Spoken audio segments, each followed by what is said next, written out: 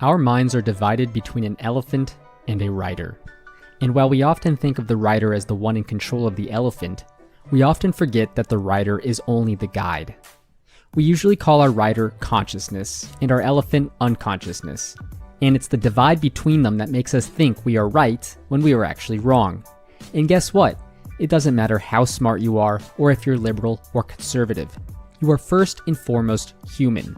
This means that you are also biased toward yourself, your beliefs, and your values. Bias is simply when we think in a way that leads us to be wrong. It's unavoidable and hard to recognize. There are literally hundreds, if not thousands, of different types of bias. But one of the most familiar to us is called confirmation bias. This is when, for example, you see some politician on TV denying that the climate is changing and only legitimizes the facts that support her or his point of view. But why does this happen, and why is it in our nature to see the evidence on only our side of the table? Our brains have to understand a shitload of data, but it can't. So instead, it takes shortcuts so that we can focus on what we think are the most important bits. These shortcuts are stored deeply in our unconscious mind and is the reason we create stereotypes. For example, when we grow up, we mostly see men as leaders and women as caretakers. Think about it. Can you name one female US president? How about one actor that is typecast as a stay-at-home dad? Because of these life experiences, our brains create patterns and store them in our elephants or our unconsciousness. These patterns then turn into generalized thoughts and expectations about most things, in this case of men and women. It turns out that in many cases these generalized thoughts are wrong. Women can make pretty great leaders and men can be amazing stay-at-home dads. But even if the writer understands this, it's still hard to control what our elephant believes. This explains a lot about why our brains have these patterns and why they create stereotypes. But what about why we try to prove people wrong even when we are wrong?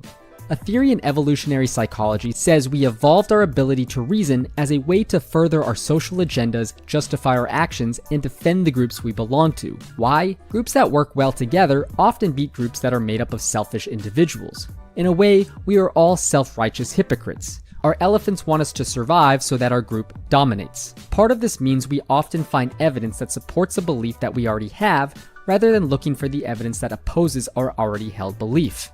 And everybody is prone to this kind of confirmation bias, this video included. One recent example of confirmation bias is President Trump's nominee to lead the White House Council on Environmental Quality, Kathleen Hartnett-White. Ms. White doesn't believe that human activity is a major driver of climate change and claims that carbon dioxide emissions is good for the environment. On one side, you have millions of people that will immediately call this bitch crazy.